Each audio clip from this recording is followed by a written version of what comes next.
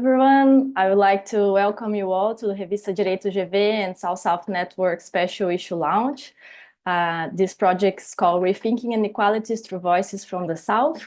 I am Lívia Buzolin, one of the guest editors of this special issue and PhD from the Getulio Vargas Foundation.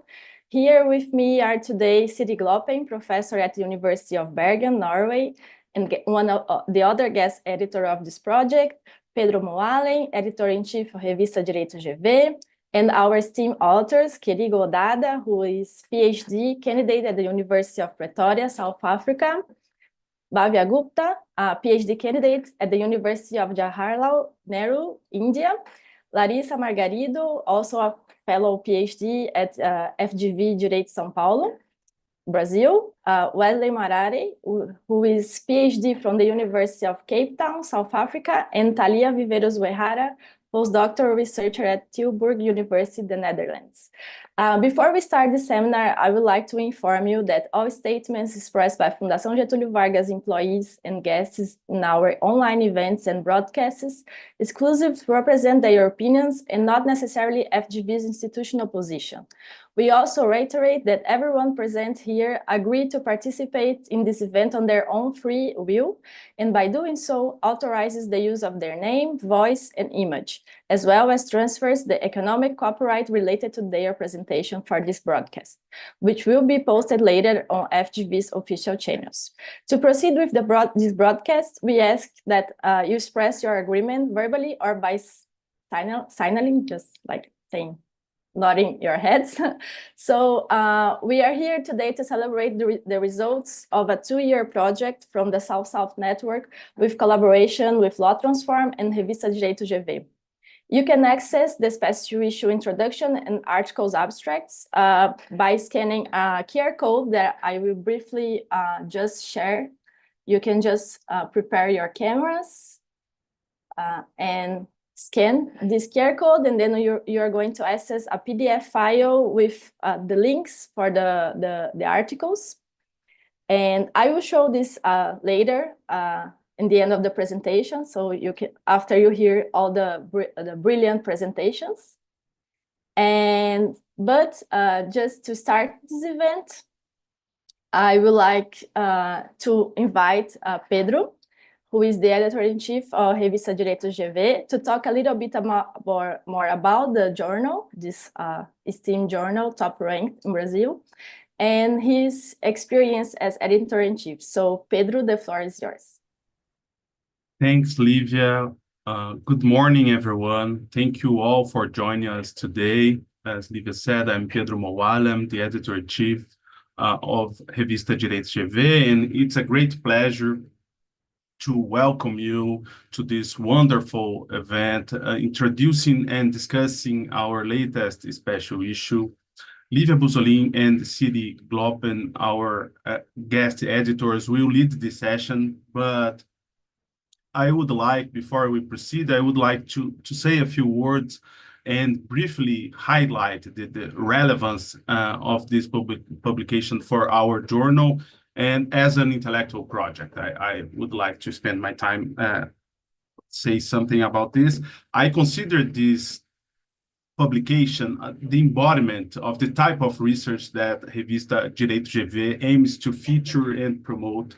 And first of all, this is, as will become clear in the next presentations, this is a project that originates from a network mainly of young researchers, PhD candidates, and recent PhDs, along established scholars such as Professor Siri Gloppen, a network with consistent interactions and reciprocal influence among the researchers, which has contributed, from my perspective as the editor-in-chief, to the high quality of the submitted papers. A second point I would like to highlight is that the article's predominantly empirical and critical approach places them at the forefront of the research agenda in law and inequality. And this shows that it's possible to innovate and to produce sharp knowledge beyond the global north. A third point, which is related to the previous ones, is that this special issue features a diversity of perspectives and contributes not only to debates on inequalities, as I said, but also to the theoretical expansion and enrichment of the field of law and development, which is a very important part of our editorial scope, but also important to FGV Law School in general.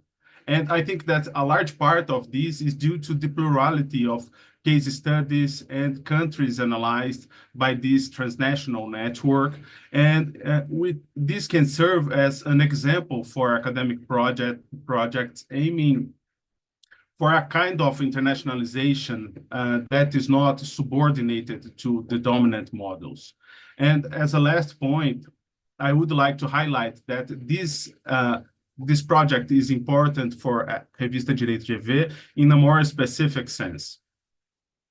As Liva will explain you, I think, in a few moments, the articles in this special issue were the first ones to be published by Revista Direito GV in the preprint format. And summing up, preprints accelerate scientific communication and research dissemination. And in this sense, the special issue is helping us to improve our metrics, but mainly our practices related to a fast and effective scientific communication. So for all these reasons, I would like to thank the authors for their outstanding contributions and our peer reviewers for their feedback. And last but not least, a special thanks to Livia Buzolin and Siri Gloppen, our guest editors, for bringing this fantastic research team together and for their effort in making this project a reality. Livia will introduce and moderate this debate. So thank you all again for being here, and I wish you all a great event. Livia, please, the floor is yours. Thank you, Pedro. It was so nice to hear that how you present the network, because it relates a lot about who we are, and I would like to add that we are also friends, so that helps a lot to work together, to exchange ideas, and to move forward when you face like some challenges as Global South scholars. So and also to reinforce that is the first articles that we publish as preprint in the journal, because that's has a lot to do with the open access principles for science. So you can, if you downloaded the PDF that I showed in the beginning, when you click in the links, you'll be directed to the preprint version, which is really close to the final version that will be published by the end of the year, but you can access now. So this is really important for us to have all the articles available, especially for this launch that was so carefully organized by us. So please access all the articles. And now I will just invite Siri to talk a little bit more about the project, about Law Transform, which is the place that we all got together and start this beautiful friendship. And yes, so, and also her role as guest editor as well. So Siri, the floor is yours. Thank you so much, Livia. Thank you, and thank you, Pedro. Thank you to the journal. This has been so impressive to watch and be part of. And I think for me, as the director of Law Transform for the past 10 years, it is the most inspirational. It's actually, I think, the most inspirational unfolding that and project that I've seen. I think, Livia, the way that you have been very, very central in convening people and in driving this project forward intellectually and practically is such a wonderful model. I mean, and the idea of saying, I mean, this came out of a PhD course the start of it was a PhD course in Bergen 2 years ago as part of the Bergen Exchanges on Law and Social Transformation that the Law Transform has organized every year for the past 10 years. But 2 years ago, something very special happened, namely that the ambition that often is there of keeping in touch, working together, bringing the intellectual companionship forward actually happened. And it happened quickly. I mean, you may think 2 years is a long time. In academia, it's a very short time from conception to publication. And the way in which you've been creating this sort of network of young scholars, which is now 25 young scholars. It has grown a lot, and creating a community that is intellectually stimulating, but also, as you said, also creates a sense of companionship that is also helpful in other ways in supporting everyday life, which is not easy in academia and particularly not for Global South scholars. So that is my sort of main message. I think, but I also want to say a little bit more about Law Transform for those who don't know it. So the Center on Law and Social Transformation was established exactly 10 years ago, but it was based on another 10, 15 years of collaboration between scholars from the Global South and the Global North. From Latin America, Africa, India. So actually, many of the same countries that are here today. And part of them, also the US and Europe, but part of the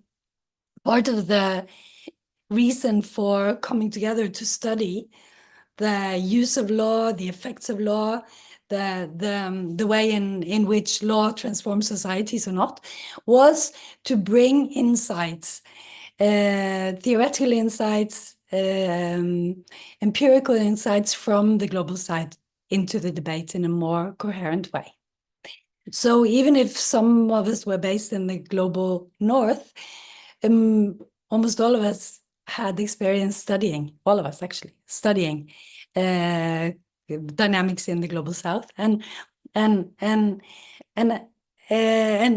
really felt that is where a lot of new knowledge came and new inspiration. So and I think in those more than 20 years since this started, academia, I know at least, is much more hierarchical, and I think generally, and I think that is why it's so important that young scholars and scholars who are based at institutions in the Global South or come from the Global South are are working on their own premises, using the opportunities that are there, but driving projects in their own way, not sort of. Of course, I'm super lucky to have been able to be part of this and to follow it. But of course, it's driven by you and by Livia, and I think that is the important thing. That you set the premises, you decide what it is. You are the critical voices, and you will be the future. So maybe I will just do it, Livia. Now I'm looking at you. Do you think should I say more, or is it? I think if you want to say more, you have time, but if you... More? Yeah. Okay. So many of you have been to Bergen, Norway, many years, and you know that the ambition of the Center on Law and Social Transformation is to develop new research, to develop research that is interdisciplinary, that is global in scope, that takes in a horizontal way insights from young scholars, more experienced scholars from different countries, and also creates platforms for interaction. And for those of you who don't know about the Bergen Exchanges on Law and Social Transformation, you can go and check it up on the website. But every year in August, we have a week where we bring together many scholars from many projects, including PhD students, because this is also a PhD course. And the focus is courts and law as battlegrounds of social change in many different areas. So we have and this is also reflected in this special issue, that the issue areas are very different. Some work on gender, battles around gender, sexual and reproductive rights. Some work on issues around poverty, access to justice. Other works on child rights. But by migration, by democracy, by exchanging and discussing across, you get new insights, you get new ways of looking at your own material and taking your own work forward. So for those of you who are PhD students, you might want to check it out. We will soon announce the PhD course for next year. So you can check out the Law Transform website and come and join us in Bergen next year and next August. I think I will stop there. Great, thank you, Siri. And I think we can all back you up and say, please do apply for the PhD course and the Bergen exchanges, because it's a really experience that changes your life. So, and the Getulio Vargas Foundation is one of the partners. So the university will also broadcast once the applications are available. So if you are a student, please stay following the I need to also say that Getulio Vargas has been a partner throughout for Law Transform and is a central pillar of Law Transform's work, including the Bergen Exchange. So that's very important to say. Please. Thank you, Siri. And I just forgot to mention a brief formal aspect. If you want to make questions, there's a link for the Slido platform that is here on YouTube. You can just go there and make your question, and then someone will, actually Enrique, our partner, will send it to me. So please do use the link for Slido for questions, because we will have a time for Q&A after the first 3 presentations of the authors and by the end of the webinar as well. So please do send your questions. So after hearing the perspective of the authors, the editors, now we are going to hear from the authors themselves. I think you all want to hear more about the research, the aspects of doing this kind of work. So we hope the audience will be inspired by these brilliant scholars who have been conducting meaningful research about Latin America, Africa, and Asia as well. So we will have the first 3 presentations and then open for questions. So now I invite Kerigo to talk about her case study about Kenya and obstetric violence. So please, Kerigo, the floor is yours. Thank you very much, Olivia, and thank you to Siri and the journal for this opportunity. Good morning, good afternoon, good evening, depending on wherever you are. Before I make my presentation, I just want to say that working on this particular issue has been a very inspiring journey for me. It's been a process where I have grown, because it's a topic that has been evolving as I've been writing. And I remember sharing with Livia and telling her that things are changing even today. So I think it just points us to the overall conversation around how pertinent the issues that we work on are to our lives. So I'm going to share my slide.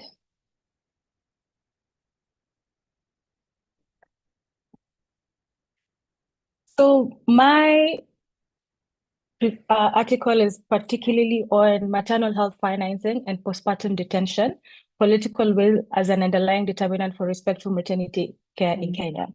So as a PhD researcher at the University of Pretoria, particularly the Center for Human Rights, my research area focuses on issues around respectful maternity care and obstetric violence. It's a project that I started working on from my master's, and then I've been building onto it.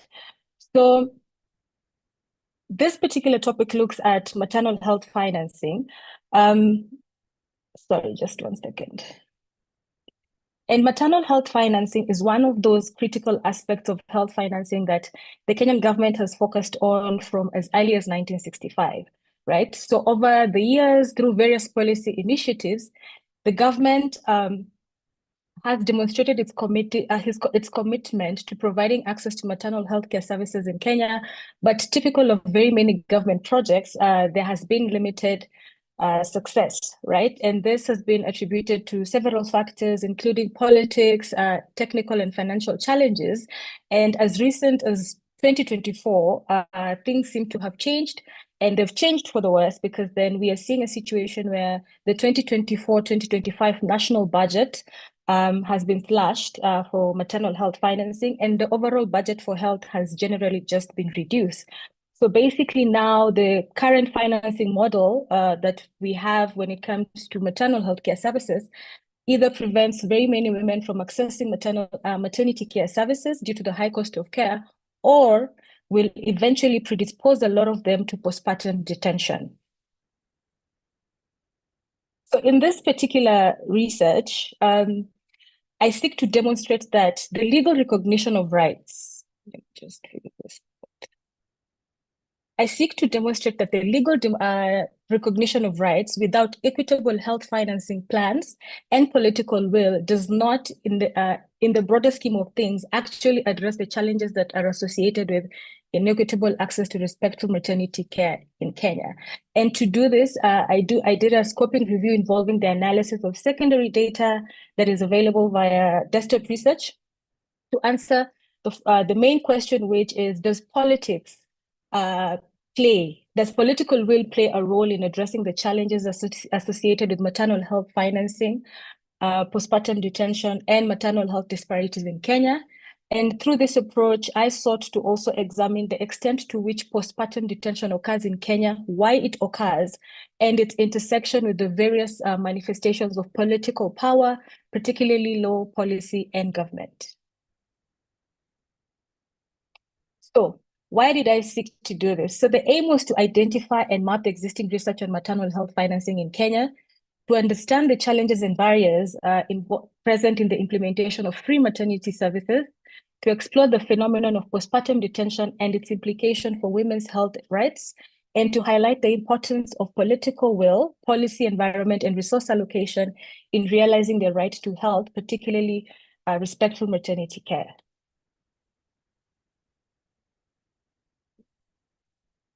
So the reason why I focused on this particular aspect, and that is maternal health financing, postpartum detention, and politics, is that when you look at how the Kenyan government has approached maternal health care, is that you'll see that, like very many other African countries, maternal health financing programs have been a key feature of healthcare, health policy approaches that Kenya has developed.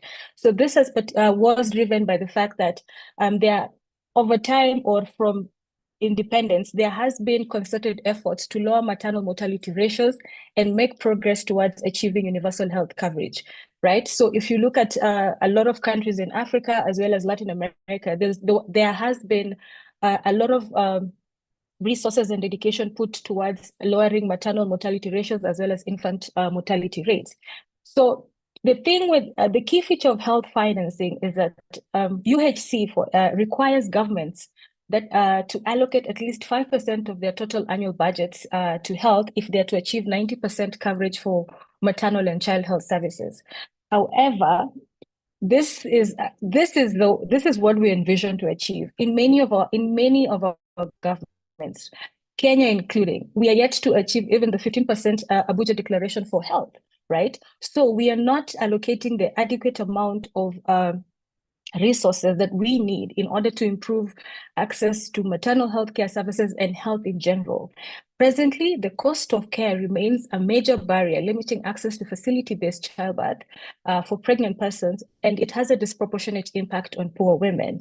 So the prohibitive rates of out-of-pocket expenses incurred during facility-based childbirth force people to choose between health and other competing priorities, and quite often, many households are pushed into poverty because accessing care is expensive, or they generally just choose to not use facility-based services. And in Kenya, we usually say you're one medical bill away from poverty because of how expensive it is to actually access care.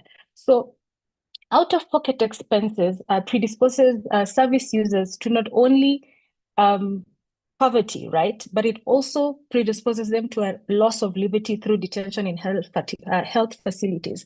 So detention in health facilities is a practice that is technically not legal, right? It is the arbitrary deprivation of liberty and security without following the appropriate procedure enshrined in the Constitution of Kenya. Postpartum detention, I know when I speak to a lot of people, they're usually like, what do you mean this postpartum detention? And what does that actually mean? So postpartum detention is a phenomenon where pregnant persons after delivery in health facilities end up being detained in those facilities together with their newborns because they cannot afford the cost of care, right? So this is not a practice that is provided for in law policy. And so what usually happens is that it happens in secret.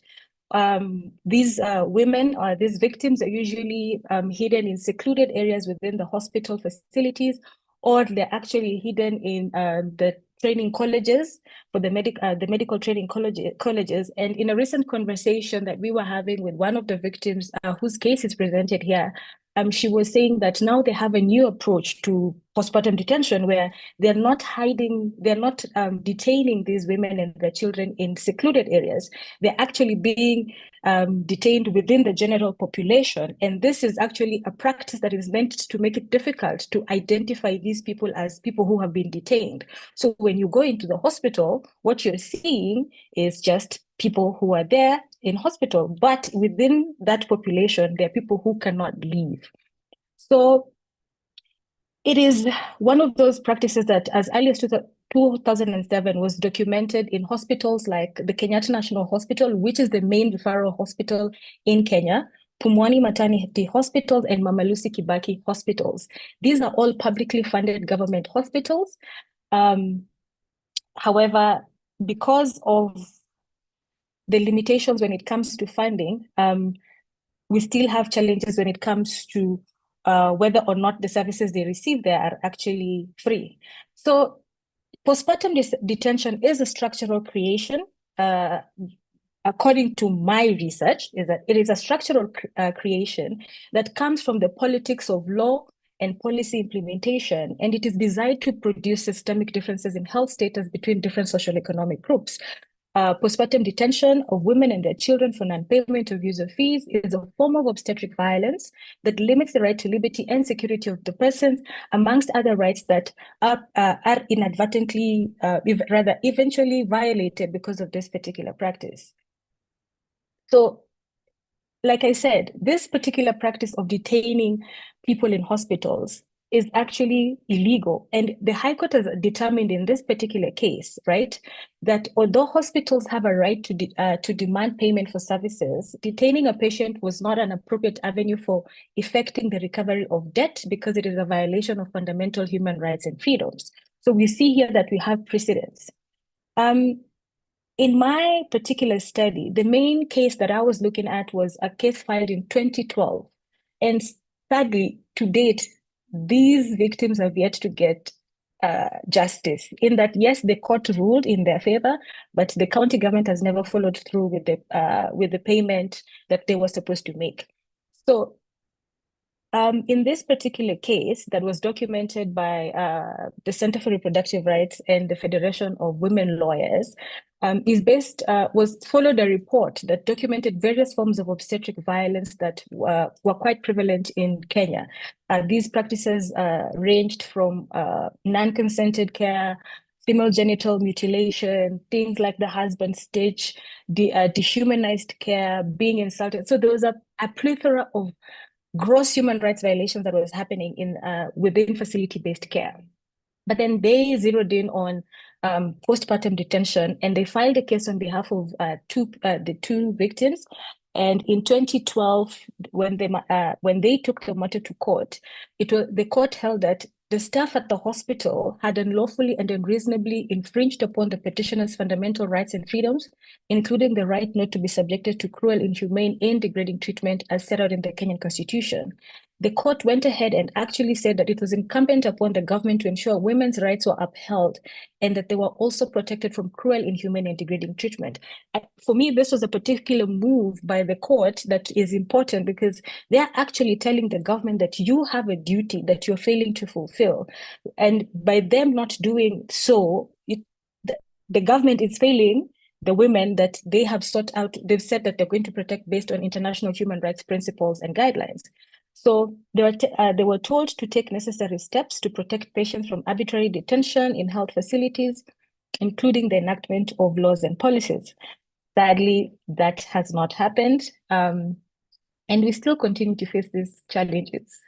So we do have, as a country in Kenya, that is, we do have a comprehensive human rights framework when it comes to laws around health, laws around arbitrary deprivation of liberty. And so this research is actually grounded on the fact that these rights that we are talking about, they are rights that are provided for within the Kenyan Constitution, right? And because they are rights that are provided for within the Kenyan Constitution, it is incumbent upon the government to ensure that all these rights are protected and that they put in enough resources that they require in order to promote, fulfill, and protect these rights. So other than the rights that are directly affected by this particular practice of postpartum detention, and that is the right to health and the right to liberty and within the Constitution, another important conversation that comes in when it comes to Kenya is the aspect of how health is actually provided in Kenya. So the Kenyan Constitution provides for a devolved system of government. This section is important in terms of trying to understand who is actually supposed to be held accountable. Is it the national government or is it the county governments? So we have a devolved system of government. In this devolved system of government, healthcare has actually been devolved to the county governments. However, within this framework, in as much as health has been devolved, the national government still retains certain powers where they are in charge of policy development and the management of the national referral systems. And then the other aspects of health provision is left to the counties.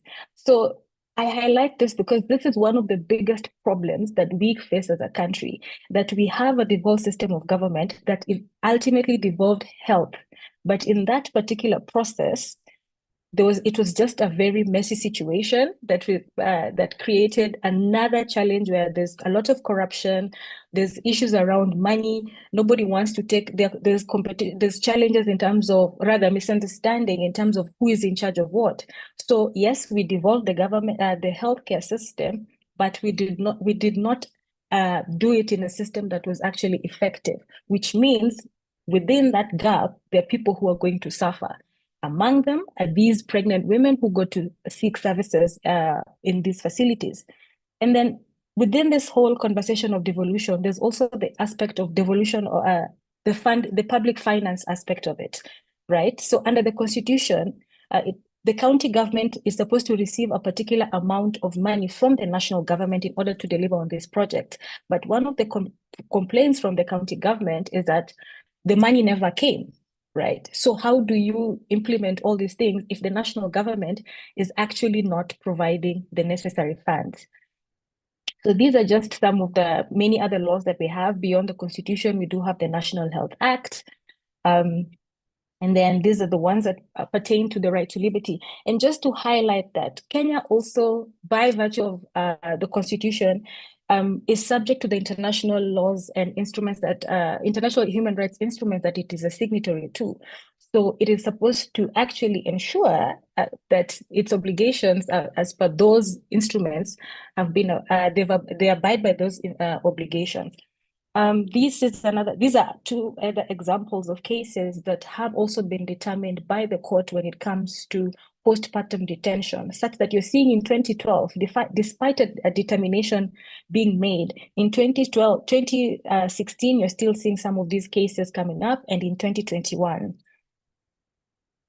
So historically, right, like I mentioned earlier, there have been very many initiatives around providing access to maternal health care services. And these services have been geared towards, like they've been targeting poor women in particular. And some of these projects include the Free Maternity Service Program of 1965. So Kenya got its independence in 1963. So you can see as early as 1965, the post-independence government is very keen on addressing or increasing the number of facility-based care. So that is 1965, and then you see the elimination of user fees also coming up again in 2007. Then you have the Beyond Zero campaign in 2014 and the Linda Mama program that was launched in 2016. So these were initiatives that were launched pursuant to, amongst other things, the Kenya Vision 2030, and then, so with the overall goal of providing maternal health care services in all public facilities. So the Beyond Zero campaign and the Linda Mama program are very interesting ones, in my opinion, because it is where now you start now actively seeing politics and politics coming into play, right? Because these are projects that were launched in the government of the former president Uhuru Kenyatta, and one of them was Beyond Zero was basically looked like a pet project of the First Lady. And certain questions did come up, like why do we have to, because it was tied to running a marathon in order to raise funds. And then now the questions became, why are we running in order to raise funds? This is something that the government ought to actually provide and not find so-called creative ways to get Kenyans to run instead of them fulfilling the obligation. So it was an ongoing conversation that had never really ended. However, all these initiatives, again, were faced with governance issues, technical and financial challenges that eventually meant that, yes, on paper, the services were free, but when women went to seek care, they still had to part with money because they are forced to pay for things like cotton wool, you have to pay for syringes, you have to pay for pain medication. So there were very many small itemized issues that came up within in the receipts that they were receiving. So eventually it was not free. So this is just an example of one of those political play out of maternal health financing. So in 2013, the national government issued a directive that removed user fees for maternal health care services. And this was part of its overall project to ensure that vulnerable groups had access to care. Unfortunately, again, due to poor planning and minimal resource allocation, this never really materialized, right? And beyond this, the fact that the manner in which it was implemented meant that quality was going to suffer. And as a result, there was reduced confidence from the service, from the people who are using the services, because one, the medical service providers themselves did not feel like they wanted to be part of this particular initiative. They were not engaged in the process of coming up with this policy. It was a presidential declaration. The people sat somewhere and then they decided in order to push a particular political profile, they were going to go ahead and implement this. So medical service providers felt that this was not adequately executed. And as a result, it again did end up being a project that did not actually result in what it was intended to result. So there was a complete disconnect between what was expected to happen and what happened in reality, because the policy pronouncement really didn't translate well on the ground. So politics of the National Health Insurance Fund and the Social Health Insurance Fund. So this is what is currently happening in Kenya, right? Right now, if you've been following, or you may not know, the political environment when it comes to health and health financing in Kenya is very, very heated, and it is primarily heated because of the National Health Insurance Fund and now the Social Health Insurance Fund. So we have moved from the National Health Insurance Fund to the Social Health Insurance Fund. So Kenya's health financing system, to begin with, is an amalgamation of several financing programs that coexist together. These financing programs include the state allocating money, then you have insurance like the National Health Insurance Fund, now SHIF, then the private insurance, out-of-pocket payment, and foreign aid. Out of all this, foreign aid accounts for majority of it, a huge percentage of it, and out-of-pocket expenditure. And so from as early as 1966, we did have the social health insurance scheme coming into play. So that is the NHIF. NHIF was initially designed to cater to formally employed workers. However, progressively there was increased demand, and then it was changed in order to include those who are not in formal employment system. And it was at this particular juncture that NHIF was also turned into a corporation. So up until this point, policy projects around free maternity care were not within the National Health Insurance Scheme. But again, the president at the time decided to incorporate free maternity care services into the National Health Insurance Fund. This is another political problem as well as a policy problem, because at the time, the National Health Insurance Fund was within the purview of the national health government, right? And maternal health care is actually a county government thing. So by putting free maternal health care into the national health government, you're creating a policy issue that is going to eventually affect implementation, because who actually is in charge of maternal health care if it is situated within a national entity? So NHIF, unfortunately, failed. That is contestable. It is contestable whether it failed, given what we have now, because it failed to comprehensively and efficiently provide free maternal health care services, just like many other governments.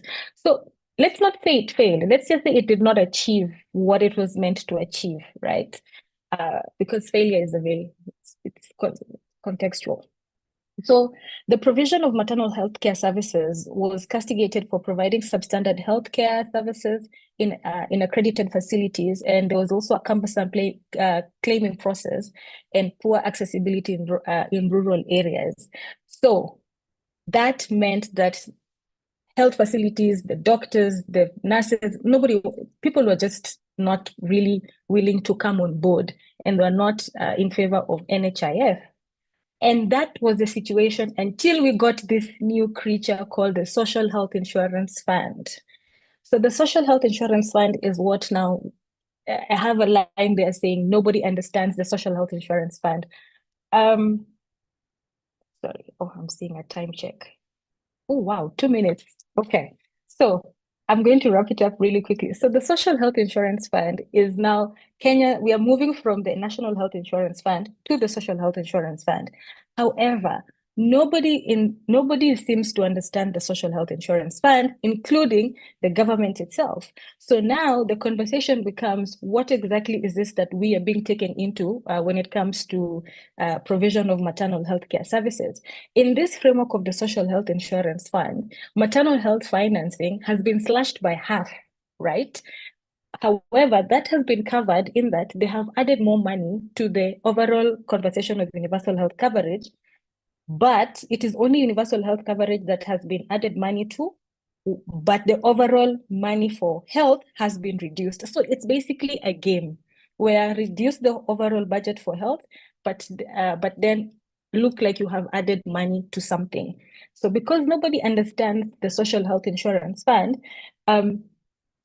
basically what that means is that at the end of the day, we are still going to have situations where we are still going to have accessibility issues because of the financial barriers. And then that means that we are not going to actually prevent women from postpartum detention. So we are either going to result in a situation where women don't go to care, they're not going to seek facility-based care. They are going to seek services at the risk of being detained because there's no form of protection that they're going to get, or the protection that they're going to get is very, very limited. So in conclusion, sorry, I'm running. So in conclusion, right, this paper basically says that resource allocation for healthcare affects the availability, accessibility, and quality of services that people receive in facilities. However, allocating resources for health is not just a legal or technical decision, it's a political decision that is ultimately brought to life by policies developed and subsequently implemented to facilitate the distribution of money, power, and resources. The current health financing approach, including maternal health financing, which is based on affordability, inevitably perpetuates inequality because accessing healthcare services is determined by people's purchasing power. Kenya must develop and enforce public finance management laws to facilitate standardized budgeting and planning processes at the county and national levels. Lastly, there must be a strong political will to safeguard the realization of the right to health, including respect for maternity care. Political will or lack thereof determines the realization of this right. Politics is a determinant of health and must be seen as a facilitator of systemic processes that structure relationships, distribute resources, and administrative power. Thank you very much. Thank you, Kerigo, for showing us how the political, social, and also the legal aspects, they are entrenched in this big umbrella that we can call gender inequality. And now I'm not going to comment anymore. I'll just give the floor to Bhavya, who is going to talk a little bit more about gender inequality in the Indian context. I'm just going to share the screen with.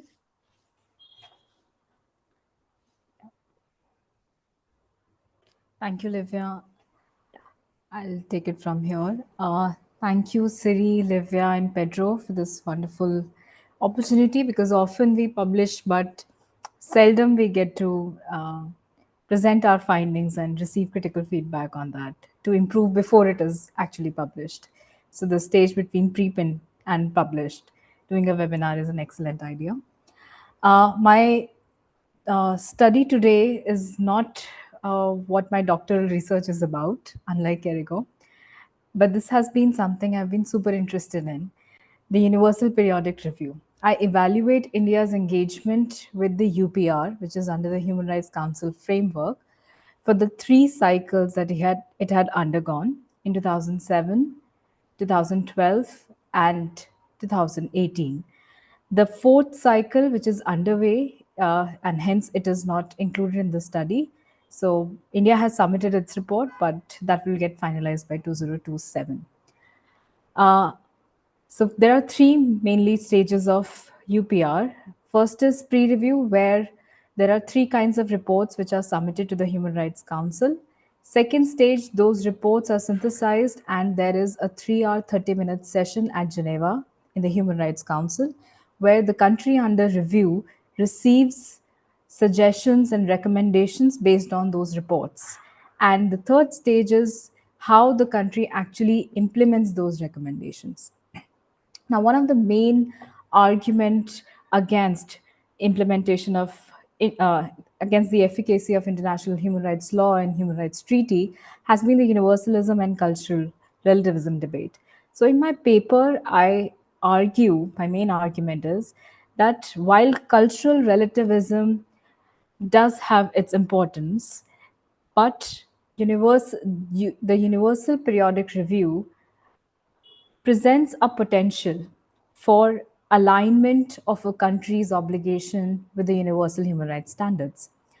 So the first stage is pre-review, and there are 3 kinds of reports. First is national report, what the country under review would submit. Second is the UN compilation of all the treaty reports. So for example, even if it's about women, there would be report from CEDAW, but also CRC, but also the Convention on the Protection on the Status of Refugees, so on and so forth.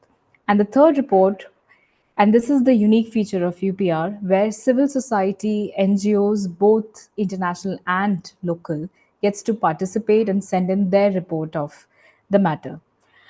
And after collecting all these 3 reports based on, can you please move to the next slide? Yeah.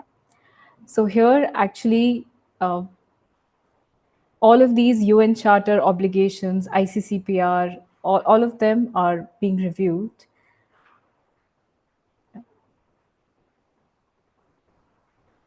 So UDHR, both civil political rights, economic social rights covenant, CEDAW, all of them are reviewed. And yeah, next slide, please. So I went on to collect all the 47 reports that are there, including all these 3 reports, and I culled out specific issues, and 1, 2, 3 represent the 3 cycles that India has undergone with the UPR. So one in 2007, second in 2012, and third in 2018. So these are the few differences that I have seen in all of these reports, where policy for women, different policies have been cited. There has not been any consistency within the state report as well as the stakeholders report in following up with the previous reports. Can we go to the next slide? Yeah. Similarly, with respect to one important suggestion, which was mainstreaming gender throughout all the policies of Indian government and laws with respect to the women. In first cycle, the report did not mention many of those important issues at all, while in from second cycle, which was a more comprehensive effort, all these issues were highlighted and even Supreme Court decisions were cited as a progressive review, taking into consideration what was said during the first dialogical peer review of the UPR. However, in third cycle, there was no mention of these issues at all from the state report and from the UN compilation. Next. When we look at the second report, which is the UN compilation from all treaty bodies and special rapporteurs, we see that there have been similar kind of recommendations which are made in all the 3 cycles. So for example, with respect to the violence against women, whether it is in the region of Assam with respect to violence by the armed forces of the state, or with respect to female infanticide practices of sati, where the widow is burned alive with the dead body of husband, or devdasi, which is the state-enforced prostitution in name of religion. All of these have been constant recommendations throughout the 3 cycles from the treaty bodies. Next.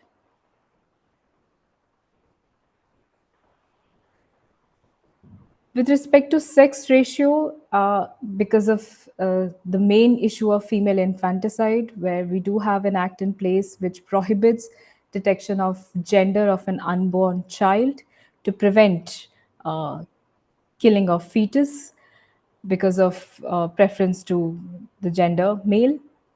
The sex ratio has been shown in the national reports as improving throughout these cycles. However, when we compare it to the ratios of enrollment in schools, it is not improving. And this was precisely what was highlighted in the second report by the treaty bodies, particularly Child Rights Convention. And so in third report, the whole emphasis, the whole discourse shifted to new government's policy, which is Beti Bachao, Beti Padhao, translated to save the girl child and teach the girl child.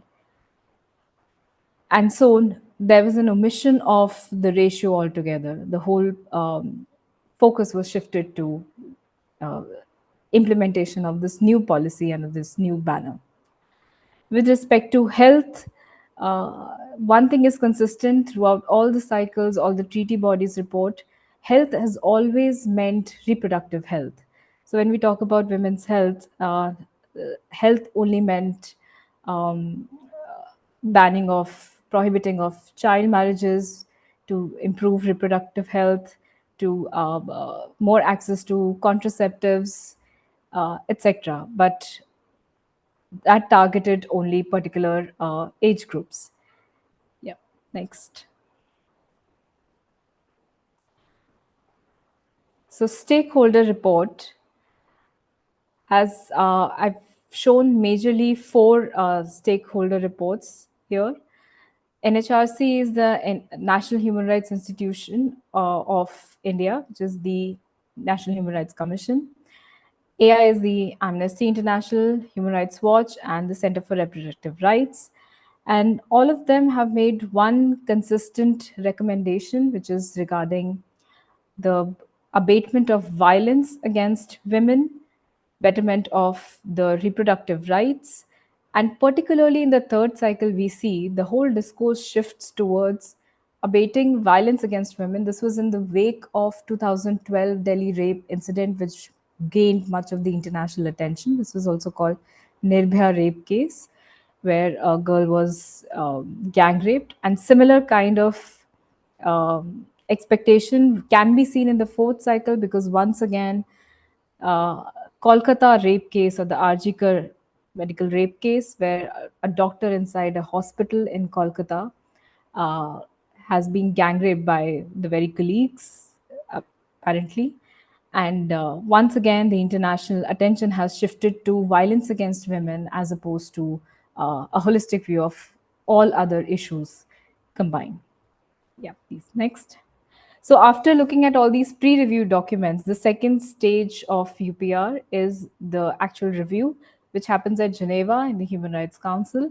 And here India makes its preliminary statements, which is followed by a dialogical peer review by all the member states, which, having studied all these three documents of that cycle and of the previous cycles, make recommendations to India, which India has to either accept or reject. Now, to avoid the term reject, they use the term noted and supported. So if India says that I have supported this recommendation, that means that they are going to implement it. If they say noted, that means they're just making a note of it and will try to implement, but they do not commit to implement. Next.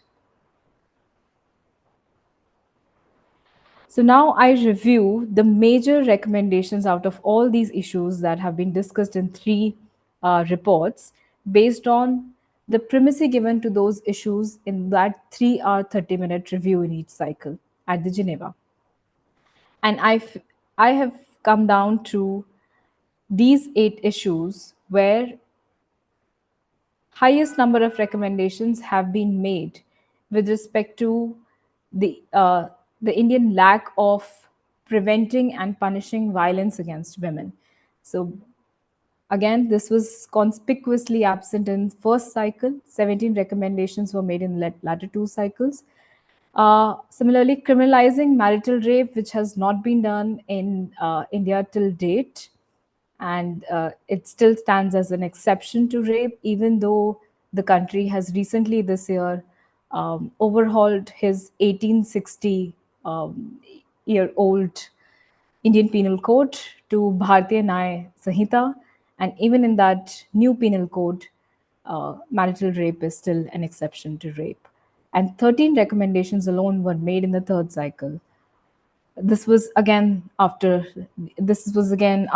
of the Delhi rape case in 2012.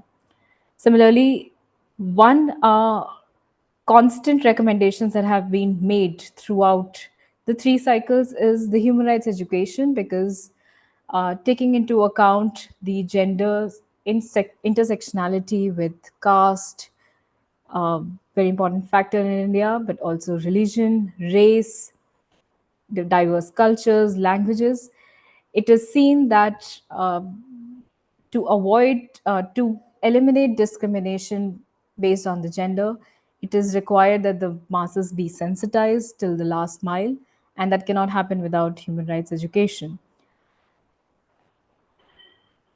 Similarly, to ratify the optional protocol of CEDAW, which provides for individual complaint mechanism, has been the constant recommendations from many states throughout all 3 cycles, but India has always noted it and not supported it. So now in the next slide, I look at the outcome. So the third stage, which is noting or supporting all these implementations. And here again, the same 8 issues, I look at the trends of India, whether they are actually implementing it or not. And here we can see that there are some issues, for example, sensitizing the masses about human rights education, which was constantly made in all 3 cycles, has always been noted and not supported. So supported means that they're going to implement it, noted means that they're not going to implement it. Similarly, amending Special Marriage Act. Special Marriage Act allows inter-religion and inter-caste marriages, something that country has been asking at the Geneva Dialogue for India to allow the Special Marriage Act to also allow the passing of ancestral property and personal property to kids born out of those intercaste and interreligious marriages, which has always been noted but not been implemented in India. As opposed to this, there are recommendations like eradication of child marriages, which was noted, but in the last cycle it has been supported. And of course, there is a law also which has been enacted for this and it's being implemented. With respect to violence also, the same thing. But with respect to female feticide, India first supported it, but earlier came to the conclusion that it is not that easy to implement it. So it noted it in the third cycle. Yeah, next. So out of the total recommendations made in the 3 cycles, India has progressively accepted. So the trend has been from the India side to accept more of implementations and has been progressively rejecting or noting less recommendations. So we can see here that although India has been citing cultural relativism as a justification, as a legitimate justification against universalization of human rights, specifically in the case of women, still the overall trend has been over the 3 cycles a wider acceptance towards implementation of these very measures. Next. So all of the suggestions in green have been supported, have been implemented now in the successive legislative action, but also by judicial interventions, by judicial activism in India. Whereas some fundamental key issues, for example, ratification of optional protocol of CEDAW, which gives us the individual complaint mechanism, amending the Special Marriage Act, prohibiting child marriages, etc., still remains a distant dream, at least their implementation is. However, with respect to ensuring 33% reservations, a constant recommendation in 3 cycles, the same has been, even though in the 3 cycles, India has always noted it, now in 2022, the same has been passed as law and there is 33% reservation for women at all levels of governance. So we see that UPR mechanism does work in pressurizing the governments towards trying to aim for universalization of human rights. Next. Yeah. So once the country decides, after hearing those dialogues, that these are the recommendations that I'm going to implement or note, they convey that and they also take into account all the previous cycles and whatever they had promised, that is also periodically assessed in the UPR. So to conclude, even though there is the gender that intersects at culture, caste, religion, language, etc., and is a complex phenomena, especially for a country like India and many other global south countries, there is evidence to show from these assessments that universal periodic review does help and does provide a potential and impetus for achieving towards that universalization of human rights. Thank you.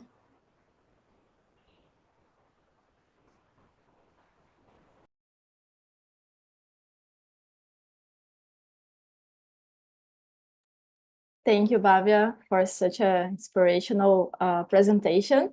And still on the topic of gender inequality and Bhavya touched a lot on the matter of child marriage, Now we are going to hear Larissa, who is going to talk about this topic, but in the Brazilian context. So Larissa, the floor is yours. Thank you so much. First of all, I would like to thank Olivia for organizing from the start, not only the South-South Network, but also convincing all of us to publish together and organizing everything. And so thank you so much, Olivia, for making it all possible.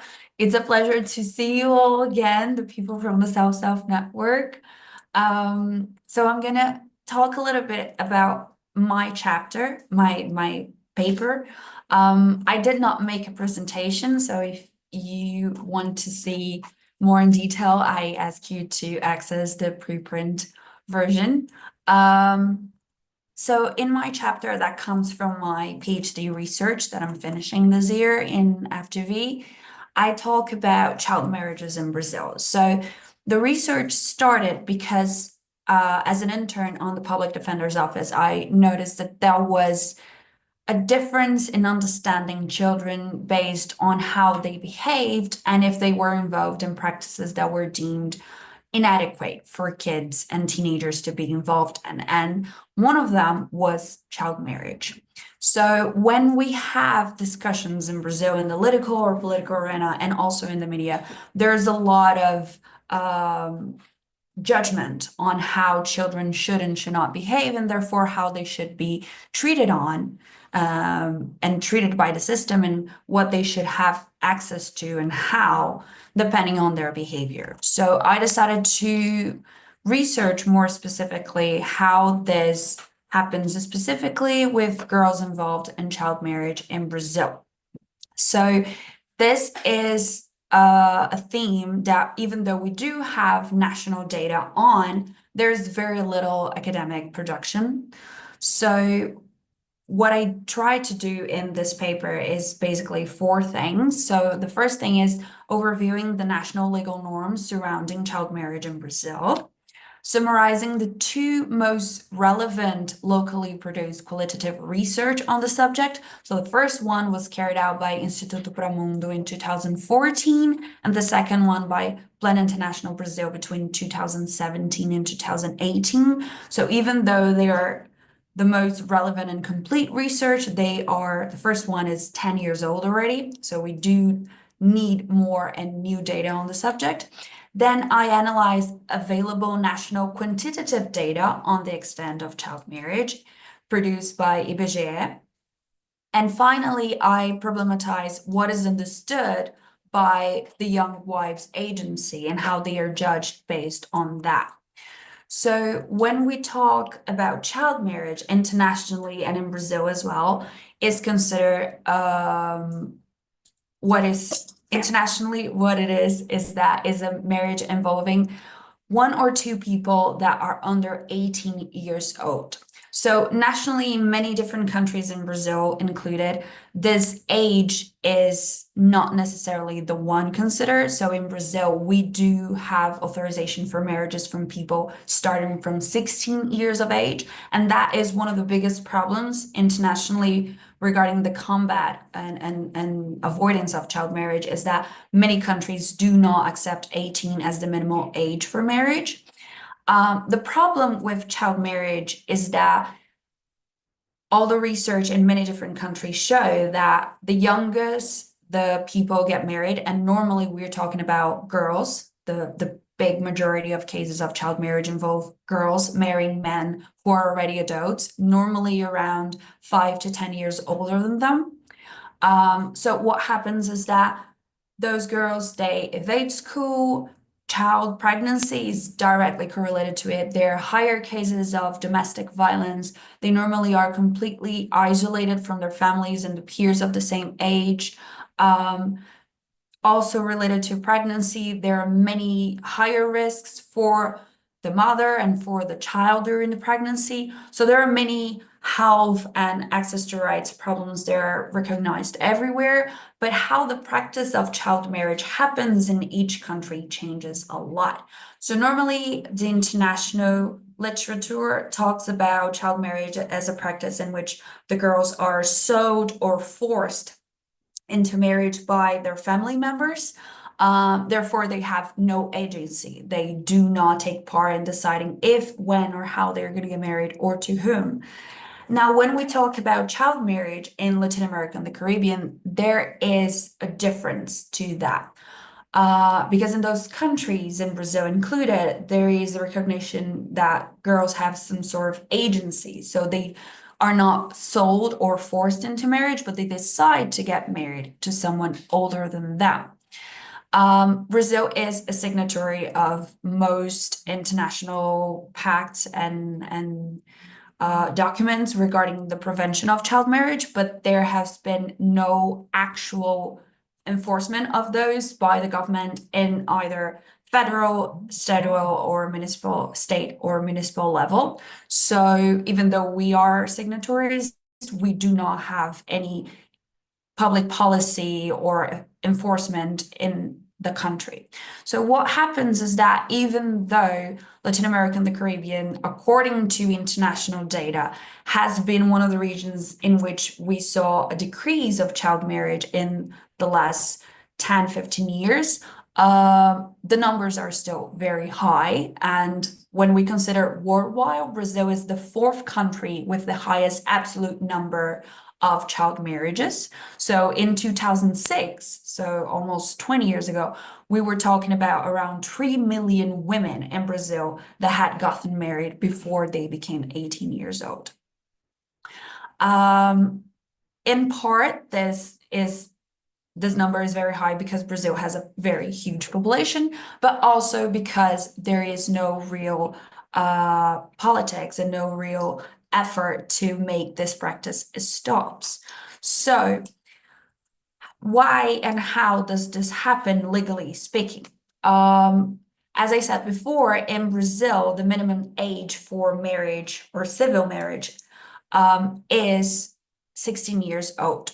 So when we talk about child marriage, it's very important to consider that every country has different ways of officializing marriage. Brazil, for example, has more than one type. So we have civil marriage, we have religious marriage that can be given the same effects as civil marriage. And we also have what we call stable union, which is not exactly the same as a marriage, but can be converted into it. And besides all of those, we have what we call informal and unregistered relationships, which are the majority regardless of the age of the people. So we are seeing a trend, not just in Brazil, internationally, and in Latin America specifically, that every year there are more people that live as a married couple, but do not get officially married. So it's important to consider all of this because when we talk about child marriage, normally the data has a really hard time to separate what is actually considered as civil and like legal marriage with access to all the rights and what is informal marriage. And in Brazil, we have the same scenario. So legally, we had a change that was very, very relevant in April of 2019, because until that point, if a girl got pregnant, regardless of her age, she was authorized to get married. So most of the decisions that I found from judges authorizing their marriages was based on that exception. In April of 2019, this exception was taken out of the law. So now you have no exception to get married if you're younger than 16. And when you're 16 and 17, you do have to have the authorization of your parents. If both of them are not in agreement, a judge can decide if you're going to get married or not. But what we do know, and the official data that I'm going to talk about a little bit later shows, is that even though we do not have any legal exception, there are still young girls getting married legally in Brazil. So what happens also legally is that if you get married, if a young girl gets married, for example, with an adult man, there's no punishment. There's the marriage can be annulled, but there's no punishment for the adult people involved in it, which is a bit contradictory because in our criminal code, we have an article that talks about a special type of rape, which is the rape of vulnerable people. So it is considered that anyone younger than 14 years old do not have the competence to decide if they do want to have sexual relationships with anyone. So even if in that situation, the girl themselves, the kid themselves say that, oh no, I consented, legally their consent is not valid. So even though there's no punishment for child marriage occurrences, if, and we expect it happens, there is sexual relationships between the couple, the older person, the adult person could be considered a criminal because they raped a minor. What we see in practice is that very rarely this actually happens. We have recent decisions in our Supreme Court that there's a total disregard for this protection of the criminal code, and the judges considered, oh no, they were in a relationship, the girl consented, so there is no crime. So what we see is that there isn't actually a protection when the cases just happen. And the criminalization of the practice does not help at all solving the problem, because people that work with those kids, they recognize that once there is a possibility that their partner is going to be arrested, these kids tend to run away with their partners, or they tend to stop asking for help in school or in cultural centers they go in, or even in the health public system. So even though there is a clash between child marriage and rape protection, criminalization has been shown to not be the way to minimize the practice of child marriage and child pregnancy in Brazil. So what we qualitatively know about this practice. So there's two studies, one by Instituto Pro Mundo and another one by Plan International Brazil. They were held in different states of Brazil and at different times, but they show a very similar scenario. So mostly we're talking about young girls from 13 to 15 years of age who get married to men around 9 years older than them. There are very clear ideas of gender roles, of what a girl is supposed to do and what a man is supposed to do. And those ideas are followed not only by the girls, but by their families, the cultural community they are part of. There's also a big religious influence, especially when we consider gender roles, and there is constant attempts by the family to control girl sexuality. So as soon as she starts to have a partner, there is pressure for her to stay with this partner. And because of those gender roles, young girls are considered capable of assuming, for example, the role of being a mother and a wife, but young boys are not deemed responsible enough to be a father or a husband. So there's a tendency for those girls to get into relationships with older men. Also in Brazil, we have a big problem of over-sexualization of kids. So there's this tendency for adult men to look for partners amongst younger girls. So when you combine those things, you have a scenario that young girls get married and they get pregnant and they have many kids because they have no access to sexual education, they have no access to protection, and then their kids go on and you begin a cycle. One thing that is very important to say is that, and this study shows, is that there is this idea when we talk about child marriage in Brazil that it only happens within natives communities, indigenous communities, or like rural areas. So there's this correlation of like, oh, people that are very poor and have no access to information and proper education. But this is not true. It happens literally all over the country. The data shows that pretty much every municipality has cases of official, so legal child marriage. And this study showed that even though there are, of course, the influence of social markers of difference, so class, race, the region you live on, how much you have access to education and other types of information, those things are very, very relevant. still it happens within all social classes. And one important thing to say is that the life of those girls after this happens is what changes, especially depending on the social markers of difference. So the more privileged you are, more access to support from the government and also from your family and peers and friends. And the more vulnerable you are, less support you're going to have. So when we talk about quantitative data, as I said, it shows that it happens all over the country. One thing important to recognize is that Brazil does not collect data considering the specific types of surveys that are internationally recognized as the best ones to identify cases of child marriage and child pregnancy. Also, in the data that we have, sometimes there is no difference between legal marriage and informal marriage, and sometimes there's only measurement of legal marriage, which we know is a tiny percentage of the practice. But if we consider all the data, we know that there is a practice of child marriage that is spread all over the country. It affects mostly women, so girls are the ones that are getting married. The data shows that boys, when they get married, they normally tend to get married to girls who are their age, while girls get married to adult men. We have marriages of people that are white, they're black, they're Asian, they're indigenous. We also have most of the child marriages occur in urban areas and not rural ones. And they occur also in all household monthly income clusters.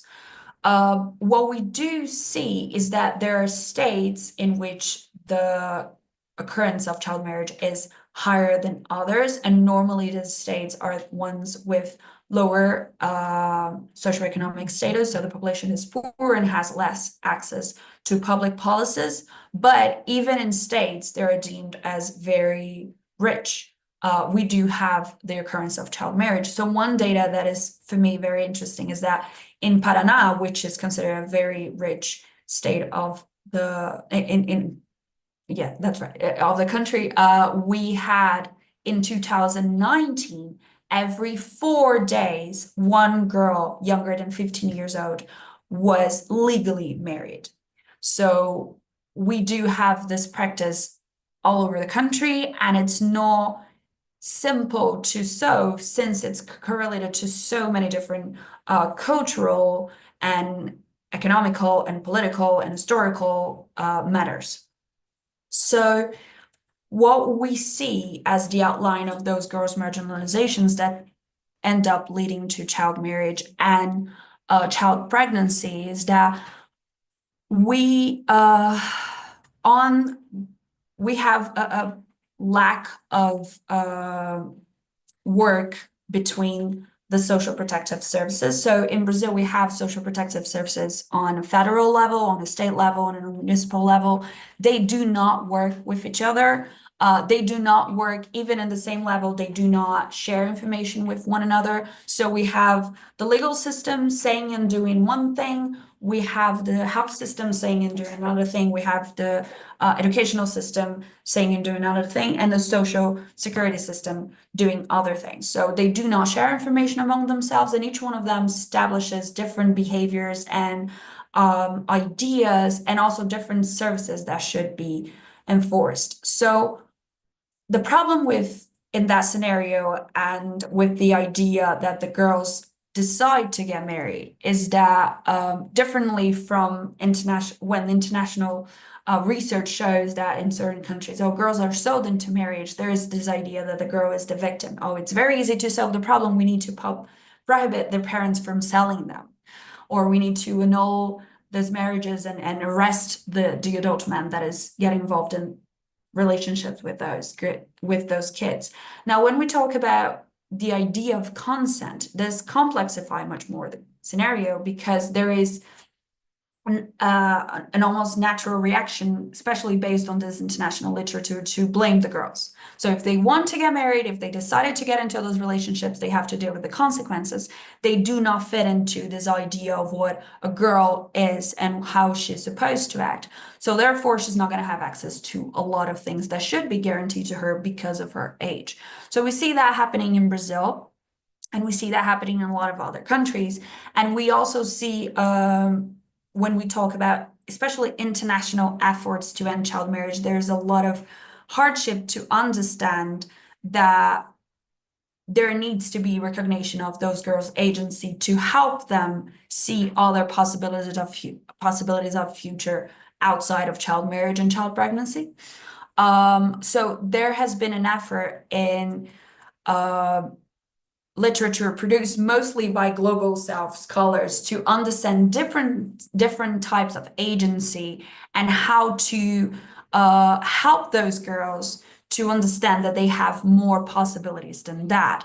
And the first thing and the most important thing that I've learned with this research by working directly with girls involved in child marriage and girls who are already mothers is that the most important thing for them is to be heard and to be understood. And it's very easy from us from the outside to look at it and be like, this is right, this is wrong, that's how we're going to solve the case. But each one of them has a very specific lifestyle, and there is many pressures they are under, especially from their families and the community they are a part of.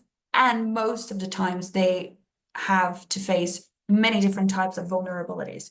So if we actually want to face child marriage as a serious problem in Brazil and Latin America, and also early pregnancy, I think it's important that we stop dealing with it as if it's outliers cases that happens once in a while and appear in the media, and also as something that happens all over the country. And we need to understand how those girls are actually thinking and how they are dealing with the hardships they face, and why child marriage appears for so many people in so many places as a very reasonable choice and a very good option for those girls to have quality of life, and many times for them to get out of poverty and suddenly start living in a more stable household. So it's not that easy as to say it's wrong or right, or let's just punish people and the problem is going to be solved. It's actually a very complex problem that we need to face, trying to battle our biases and also confronting international literature and what is right and wrong and what is childhood acceptable behavior and not. But that's an overall what I try to talk about. Thank you so much. Thank you, Larissa. And I'm just a little bit worried about time, so I'll just go straight to Wesley, who's going to present a different kind of inequality that we have been, not different, but I mean, kind of another aspect. So Wesley, please, the floor is yours. Sorry, and then just, we have some questions in the chat, but it's for us to hear all the authors. I'm going to skip the Q&A right now and move to the authors. And then in the end, if we have time, then we are going to move to the questions. So thank you. Wesley, please. Brilliant. Thank you, Olivia. Now, good day to everybody. It's good to see many of you. The title of my paper is Systemic Barriers and Unfairness, Access to Justice in Zimbabwe and Beyond. My research focuses on how citizens in plural legal systems like Zimbabwe's face significant challenges in accessing justice. And this is because in countries with multiple legal traditions, such as customary law and formal justice system that's derived from the colonial times, many people struggle to access legal recourse in a system that doesn't align with their norms and cultural practices. The core of my paper is that systemic obstacles embedded within the formal justice system itself prevent effective access to justice rather than individual isolated barriers. Despite post-independence reforms in Zimbabwe, efforts to improve access to justice have been largely unsuccessful because these reforms address problems in isolation of each other. They overlook the systemic structural issues that are inherent in the formal justice system, such as procedural complexities, high litigation costs, and the exclusion of customary law. Today, I will walk you through the systemic nature of these obstacles using Zimbabwe as a case study, doing this to demonstrate where the broader challenges in plural legal systems globally, especially in former colonies. This isn't just a local problem in Zimbabwe. It's one that affects many countries with similar histories and legal structures. Now, access to justice is a heavily studied topic. There's no question about that. But much of the existing literature tends to focus on individual barriers or isolated aspects of the legal systems. My article in a special issue fills a critical gap by examining access to justice from a systemic perspective, particularly in Zimbabwe, where a colonial-based formal justice system coexists with customary law and living customary law. Some previous studies, such as Sitole in 1997, Tsanga in 2003, Moyo in 2018, they've all highlighted specific challenges within the Zimbabwe justice system, but they stop short of addressing how these obstacles are interrelated and deeply embedded within the system itself. Additionally, reforms like the Legal Aid Act in 97 or the Arbitration Act of 96 have not been effective because they don't account for the inherent clash between the formal system and the living customary law practices of Zimbabwe's diverse cultural groups. This systemic approach moves beyond focusing on an individual's ability to access justice and instead looks at the structural deficiencies that block citizens from both accessing the system and achieving meaningful justice once they're inside that system. To achieve the objectives of this paper, I employed a multi-pronged research approach. This approach was designed to blend theoretical and practical insights, providing a more comprehensive understanding of systemic barriers to justice. First, I conducted a comprehensive review of academic literature, case law, and media reports. This helped me explore both scholarly perspectives and public discourse surrounding the justice system in Zimbabwe. I also examined reforms in Zimbabwe and similar legal systems, identifying patterns of failure in addressing systemic barriers. Secondly, I drew on my personal experiences and observations within the Zimbabwe's justice system, which gave my research a grounded practical dimension that goes beyond theoretical analysis. By combining this experience with empirical research, I aimed to offer a nuanced understanding of how these systemic barriers manifest in everyday legal proceedings. Additionally, my work utilizes case law examples, but not to highlight individual erroneous decisions. Instead, I analyze these cases to demonstrate the broader social consequences of systemic flaws in the justice system and their impact on citizens. This allows me to move beyond the micro-level focus on particular cases and consider larger institutional failures that perpetuate the injustice. Together, this methodological combination provides a more holistic view of how Zimbabwe's justice system fails to deliver equitable outcomes, and it offers insights into how similar problems manifest in other plural legal systems globally. Now, my theoretical framework for the analysis revolved around the concept of inherent and unacceptable risk of unfairness. This theoretical framework builds on the idea that access to justice is compromised when individuals face a system so flawed that pursuing or defending claims becomes pointless. The term futility refers to this phenomenon, highlighting how obstacles such as financial barriers, legal complexity, and the lack of cultural inclusivity render the system ineffective for many Zimbabweans. Drawing from key legal cases like the Unison case in the UK, we see that a justice system that ensures fairness by mitigating such risks. In Zimbabwe's plural legal system, where customary law intersects with common law, this risk becomes particularly pronounced. Thus, This framework is essential in evaluating whether Zimbabwe's justice system aligns with citizens' normative visions of fairness and justice. Now on to my critical findings. I discussed these from both the demand and the supply side. I'll start with the demand side to show how the system is inherently and systematically unfair. First, it's the dominance of legal positivism. Zimbabwe's formal justice system remains largely rooted in colonial legal positivism, where the law is seen as a set of formal, objective rules detached from cultural and moral norms. This leads to a disconnect between how the law operates and the way that most Zimbabweans experience justice in their daily lives. Since state law is based on colonial principles, it does not reflect the social realities or normative conceptions of justice held by most Zimbabweans. This is a common issue in post-colonial states, and it perpetuates exclusion by ignoring the traditional African dispute resolution, as I call it, TADR. While legal aid and initiatives like small claims courts exist, they fail to empower people meaningfully within a system that is, by design, exclusionary. The second point on the demand side, lack of pluralistic equality. The absence of pluralistic equality in Zimbabwe's legal system is a significant barrier to justice.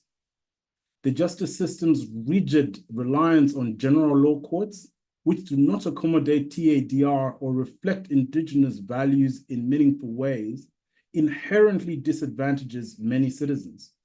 The Constitution of Zimbabwe guarantees the right to a fair trial in Section 69. But in practice, the dominance of a formal state-imposed legal framework continues to marginalize large segments of the population who prefer traditional dispute resolution. The fact that 80% of Zimbabweans opt for non-state platforms highlights the system's failure to be inclusive and responsive to local needs. I'll quickly move on to the supply side and deal with the barriers that obstruct access to justice. The first being complex legal procedures, adjectival law in Zimbabwe. The legal framework in Zimbabwe is highly adversarial and procedurally complex, which makes it nearly impossible for self-represented litigants to navigate the system. A case in point is the Mandawa v. Chasweka case, which illustrates how procedural rigidity can result in justice being denied, even when the claims are meritorious. Such rigid adherence to procedural formality creates an inherent risk of unfairness and renders the system inaccessible for many citizens, particularly those unfamiliar with complex legal protocols. The second point under the supply side is the cost of justice. Access to justice, as we've heard throughout, from Kenya to Zimbabwe, accessing the legal system is hindered by financial barriers. The high cost of legal representation, the court fees, execution of judgments is prohibitive for a significant portion of the population. Picture this: 40% of Zimbabweans live below the poverty line. For many, the cost of justice is not just financial, but extends to lost opportunities. We see this in cases where litigants must choose between pursuing their claims or meeting their basic needs. The justice system thus becomes an exclusive domain, accessible only to those who can afford it, those who can afford it, which creates a systemic risk of unfairness that disproportionately affects marginalized groups, such as women and the economically disadvantaged. In conclusion, this analysis of Zimbabwe's justice system underscores the profound systemic barriers that impede access to justice, particularly within countries with plural cultural and legal systems. The inherent unfairness embedded in a singular legal tradition, often inherited from colonial rule, continues to marginalize a significant portion of the population, rendering justice unattainable for many. Despite constitutional guarantees, access remains elusive due to financial constraints, cultural disconnects, and procedural complexities, which forces citizens to seek alternatives outside of the formal legal system. Zimbabwe's example serves as a microcosm for other post-colonial nations, revealing how such systems perpetuate injustice by making legitimate claims feel futile. Moving forward, the incorporation of cultural norms and the development of culturally appropriate dispute resolution mechanisms are critical in addressing these challenges. This paper contributes to the broader understanding of systemic barriers to justice, not only in Zimbabwe, but across nations grappling with the legacy of imposed legal frameworks. Thank you. Thank you, Leslie. Again, it's so inspiring to hear about another way of looking at access to justice, and especially in the context of farmer colonies, which actually is most of the global South countries. So I'm just going to move to Talia because we are short on time. So Talia, please, the floor is yours. Thank you, Livia. I am the most grateful to be here because this has not only been a learning experience from an individual standpoint, but also has delivered this mutual learning experience. So I've learned a lot from my colleagues, and I'm also very thankful to you and to Kerigo, who provided very important feedback to the paper I will be presenting today, which is entitled Climate Change and Inequality, Pushing the Boundaries of Judicialization. Just before I begin, I'd like to acknowledge, of course, Law Transforms, which I consider my family. 2 years ago, embarking into this PhD course was very insightful intellectually. So Sorry, Talia, sorry to interrupt, but I think you need to showcase your slide in a different way because it's not showing the whole screen. Oh, is it okay? Maybe if you use slideshow because it's kind of small.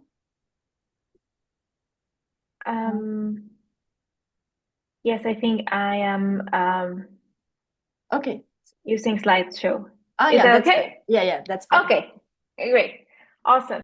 So yes, I was in the acknowledging part, thanking Law Transforms, of course, the South-South Network, and a part of this research process was also founded by Translitigate Project, which is a project at Tilburg University I am currently part of. So in today's presentation, I'll flesh out my main argument in 3 parts, which is that climate litigation in Latin America needs to evolve from being primarily focused on environmental issues to actually integrate a multidimensional approach that considers also the social challenges that most countries of the region are facing. That there is indeed legal potential within the constitutional protection actions, particularly their remedial architecture, to expand that use of integral reparations that can actually tackle in a more attuned way the interconnected nature of ecological and social challenges. Because having remedies that incorporate both challenges concurrently, it's paramount to achieve climate justice in the region. So that's been my main argument. I will develop and walk you through 4 consecutive points. So first of all, I will set the stage of my research, the context, what the research purpose is, and the contextual background very shortly. I'll dig into 2 case studies, which allow me to make my point, Ecuador and Mexico. And then finally, I will share some of my findings, which hopefully can invite us all to reimagine climate litigation. And then I'll conclude and summarize by fleshing out some key takeaways. So setting the stage, climate change, of course, does not affect everyone equally because vulnerability varies based on socioeconomic factors. Those who are most marginalized historically and undergoing social precarity are, of course, most affected by climate change. And the Latin American case is a paradox put in a global context, because it just contributes to 8.3% of the global emissions, except for, unfortunately, Mexico and Brazil, who rank among the top 10 global emitters. But overall, the region's contribution to the global share of emissions is very, very minimal, but suffers from significant climate-related harms, impacting almost 34% of its population, particularly most acutely those who live in poverty. However, the region's legal landscape has lent itself to a very fertile ground for climate litigation to pick up. Since 2015, we've seen the coming of several climate lawsuits. So there's a turn to court to try to grapple with climate change in most Latin American countries. So having said this context, being climate vulnerability very differentiated among groups, and also having experience in Latin America experiencing a surge in climate litigation since 2015, what is the question? I ask in this research, can climate litigation in the region truly address the socio-ecological challenges that marginalized communities face, or does it risk overlooking the deeper social roots of vulnerability?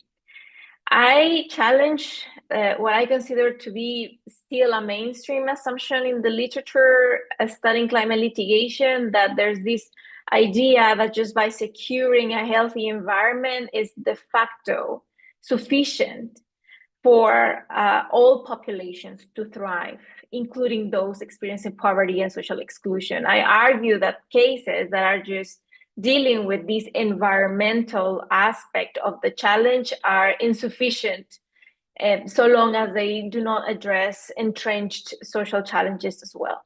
So particularly, there's a myriad of aspects playing into that phenomenon. But of course, this contribution only explores one very minimal dimension, but an important one, which is whether the architecture of constitutional protection actions can actually deliver reparations that are within climate litigations that are more attuned to the realities in the region.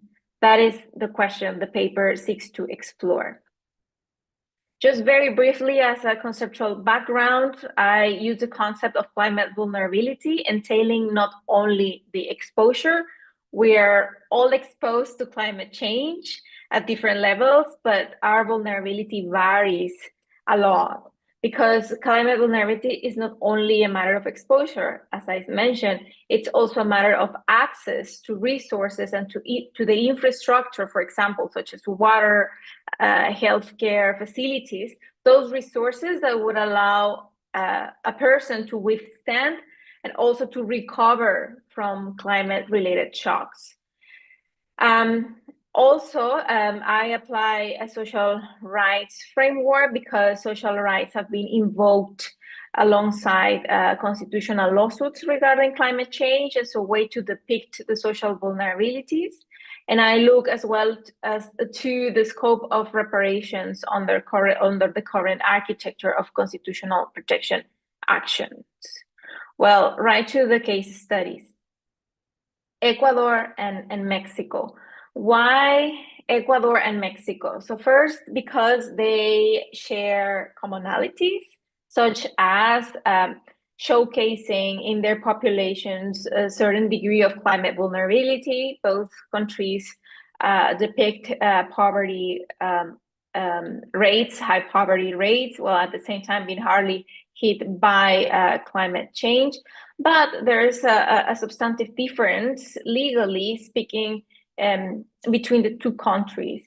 Ecuador's Acción de Protección, which is a constitutional protection action, allows for the so-called integral reparations. That is, allows for the judiciaries to actually mandate several and different types of actions that ought to be conducted towards an affected population.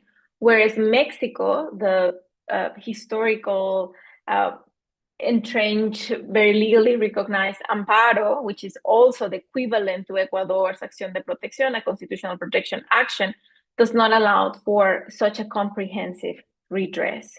So just to mention one case highlight, in Ecuador back in 2020, a group of girls sued the Ecuadorian government for failing to prevent pollution from a Chinese company in their neighborhoods.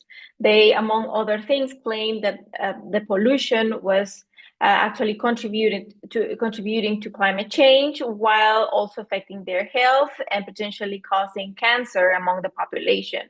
What the Ecuadorian judiciary mandated was, of course, a progressive phase out of those industries, but also it mandated the Ministry of Health to undertake medical studies to the population, and potentially, if the ministry found a high rate of cancer incidents, then to set up medical facilities. That is what I call a multidimensional approach, because it not only looked to the environmental challenge, but also went into the social challenge entailing health, though not in a comprehensive way. Whereas the amparo, for example, in Mexico, there have been several lawsuits being brought by Greenpeace Mexico, which have only an environmental scope. For instance, this one, Greenpeace Mexico against the Ministry of the Environment, challenging the energy sector law, which facilitated more fossil fuel related emissions. That in itself I won't tackle, because that only per se looks at the environmental side. In Mexico, there have been very few cases involving communities and therefore depicting this social and the environmental side of the climate crisis. But just as an example, the contribution actually shows what happened back in 2007 to the Mini Numa community in the southern part of the country. They filed an amparo precisely because they lacked the very minimum healthcare facilities, and they were actually experiencing and dying from preventable and curable diseases. And that was because they did not have even the most basic healthcare.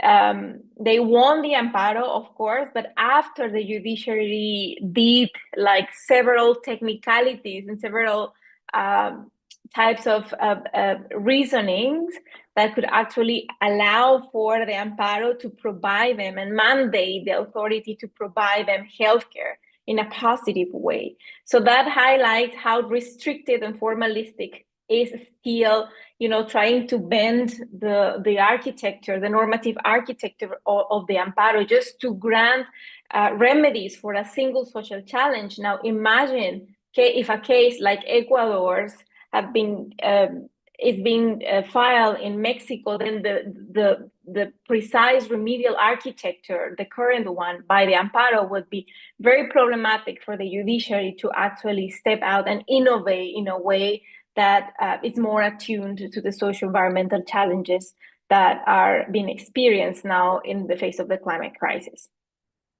With that, I'll move on to my findings. This contribution highlights, of course, how Ecuador's integral reparations framework offers a wider range of remedial options, while Mexico's amparo remains really constrained. There's a need, having considered climate vulnerability not only as exposure, but also as a matter of access to resources. There's a need, of course, for multidimensional remedies. Traditional approaches that focus on environmental outcomes solely may produce, of course, collective benefits, but these benefits are not automatically beneficial for those populations experiencing marginalization socially. The courts often default, of course, to conventional interpretations of the law, but that is why it's very relevant to flag where the normative architecture is failing to permit those innovations. And so that is the reason why it's very important to embed integral reparations more consistently in the judicial practice. Climate litigation, of course, we need to move beyond the status quo, should move from solely focusing on stopping harmful environmental activities to also proactively address social inequalities, because as we have seen and as we are experiencing as well in the region, climate change not only manifests as a biophysical phenomenon, but it's highly entrenched into social inequalities.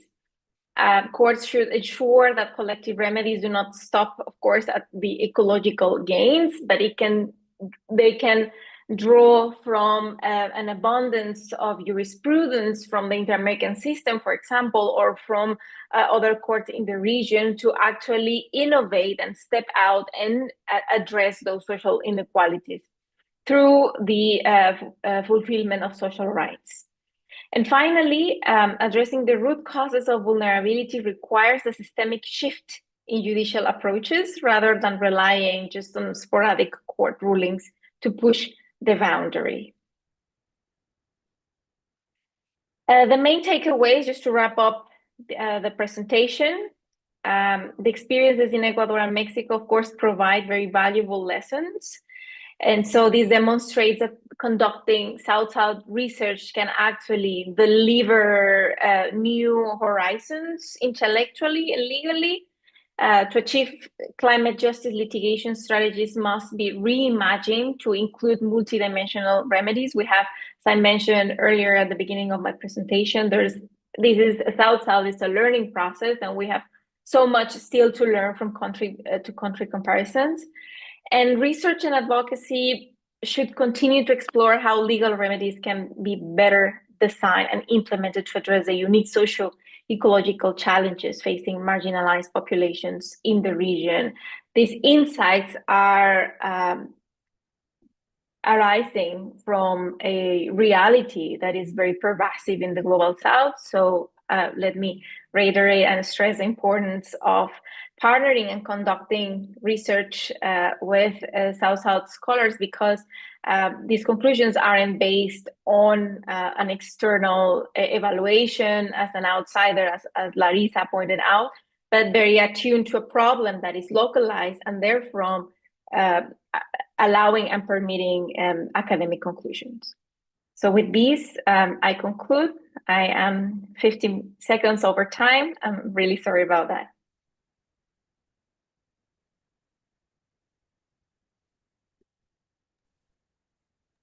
Thank you, Talia. That was really inspiring as well. Unfortunately, we are out of time in our webinar. We received some questions that I think can continue this dialogue between scholars and this opportunity of publishing a special issue in a law journal. So were questions related to how these articles relate to your own research, your PhD dissertations, also how us as guest editors, we see this kind of the links between the works of everybody, because as you saw in our webinar, the work is really rich and it's really broad, but also really related. And once you touch some aspects of inequality, which is a lot to be talked about. So I just want to thank everybody for following this webinar and for being here today. I want to thank my friends that took the time to work together, to comment everybody's paper, and to work in a horizontal and collaborative way that has been so important for the work we have been doing. And if you are curious about the South-South network and about Law Transform and about the Revista Direito GV, just write an email to me. And also, if you go back to the beginning of this video, you also can check the QR code and access our special issue PDF that you have all the information you need there, including our contact information. So I think we are going to wrap things up now because we are out of time, but I just want to express my gratitude and my love to all of you and wish you all a very nice weekend. So thank you, everybody. Thank you. Thank you all. It was wonderful.